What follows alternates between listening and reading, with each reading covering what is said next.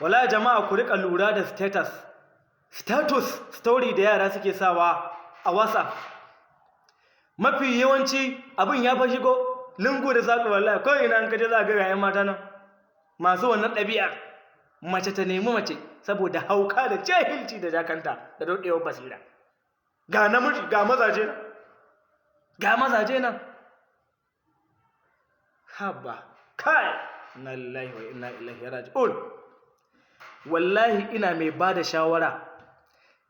bada shawara ga iyaye. Shi isa laqad kana lakum fi rasulillahi uswatun hasanatun. Ai manzon Allah sallallahu alaihi wasallam ya kasance kyakkyawan abun koyi a gare mu. Duk abin da rayuwar Annabi Muhammad ranka ta kaf ilimi ce, koyi ne, abun koyi ne. Haba malam. Shi isa wani lokacin bana ganin baiken malamai 'yan gargajiya waɗanda suke aurar da 'ya'yansu suna yara shakaf ba ma su gama zama 'yan mata ba. Shekara 13 sai ga wani aramma ya aurar da ya shi, sai a ta zagin ana cewa ai irin waɗannan malaman ba su da wayewa, ai ba su da ilimin boko, ba su san zamani ba. An cuce ta wallahi. Wani tsoho aka bata ko wani almajiri aka bata ko wani kaza aka bata. So yake kare mutuncin ahalinsa, so yake kare mutuncin addinin musulunci. Kai so kake yaka ta bulaga ta rika ta je duk an gama lallalube ta je an gama jagwalwala ta tukunna za ka zo ka caka wani. Wannan shine, that is what is happening nowadays.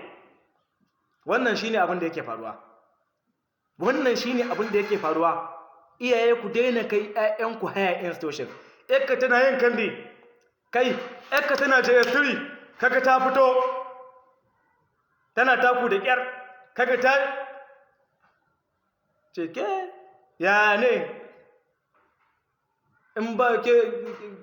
Akwai wani wanda ya gani ke ce yana so ai dama akwai ko babu akwai to ya fito, babu babu, je ka duba a dangi ƴaƴan uwanka ko ƴaƴan abokanka akwai wani kace to ba ga yarinya fa kaza ba abin kunya bane addini, ba abin kunya bane, halal ne halal ne, ba abin kunya bane, abin alkhairi ne. To ba ga ƴata nan shekarar ta 13 kada a ce yarinya ce yanzu. Astaghfirullah alazim, zamani ya zo, subhanallahi. Yarinya ma ya ga ta shekara 10 ka ganta dam yar shekara 10 ba ballanta ne shekara 13 ta yara ƴan mata suna shekara 13 a ce tana da ɗa tana bari ishiru. Haba jama'a, me yasa muka sa son zuciya a zuciyarmu? Me yasa muka sa son duniya a zuciyarmu? Nawa za ta samu in ta yi bokan? Ai da na gaba ake ganin zurfin ruwa. Waɗanda suka yi bokan ma yanzu miliyan nawa ne a ƙasa ba aiki. Wallahi boko dai dan kuɗi ake yin boko, ba wani dan ilimi. Ai za ta yi boko ne saboda in ta je gidan mijinta kan mijin ya rena ta, karwa to ba dole ya rena ta ba dama. Ta je ta gama zubar da mutuncinta, dole ya rena ta. Ba wannan ba hujja bace. In miji mutumin arziki ne, dan arziki ne, ya san haƙƙin matarsa, ya san nauyin matarsa, ya san welfare din matarsa. Ba wai sai ta je ta yi aiki ba, ta zo tana competition da shi, ya zaro 1,000 ta zaro 10,000. Ba sai ta yi haka ba.